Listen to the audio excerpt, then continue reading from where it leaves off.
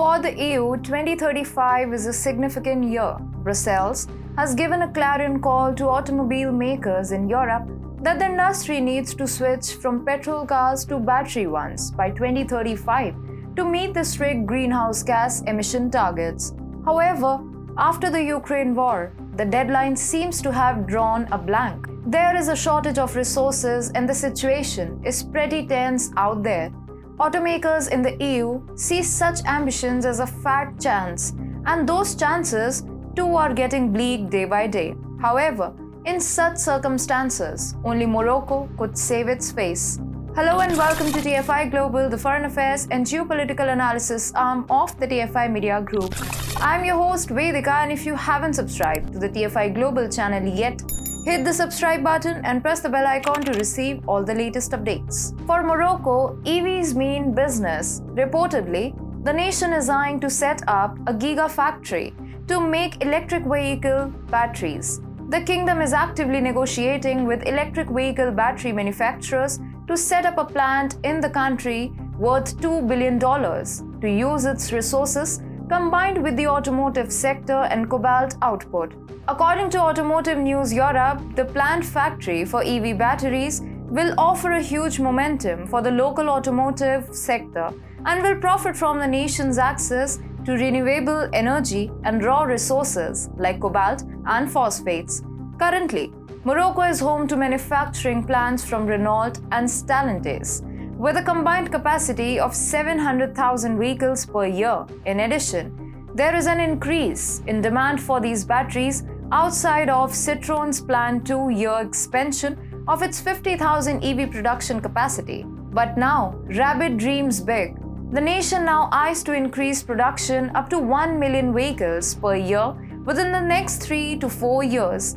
The new gigafactory would accommodate producing the targeted additional 300,000 vehicles as EVs. Now that's indeed a big ambition. Currently, Morocco is home to over 250 automakers and suppliers, including from the US and EU. Over the past 7 years, Rabbit's automobile exports have even overtaken phosphate sales, keeping in mind that Morocco holds more than 75% of the global phosphate rock reserves. Morocco has waited for right time, given the recent increase in demand for electric vehicle batteries globally. Rabbit has vowed to enter the market vehemently. Furthermore, this goal is supported by an increase in domestic production of electric and hybrid automobiles. More suppliers and automakers are going to be crucial components of the nation's automotive industry's growth. The European Commission last year mandated to phase out all fossil fuel-powered vehicles in the European Union by 2035. This is likely to be one of the factors driving the immediate growth of the EV industry in Europe. At present, the EU has no other choice better than Morocco for such ambitions. For those who don't know, 90% of Morocco's automotive exports go to Europe. EU's automobile manufacturers are also actively indulged with Rabbit. In July 2020, German automaker BMW signed a $113 million contract with Moroccan mining company Menagem to supply 20% of the cobalt required to manufacture BMW's next-generation electric drive trains.